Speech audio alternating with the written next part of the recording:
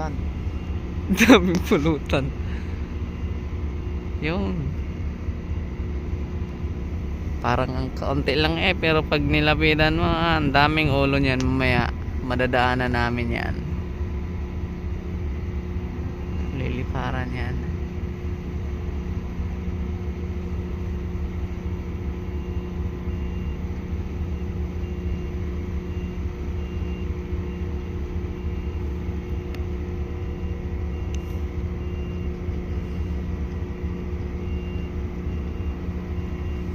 Mababa ang lipad.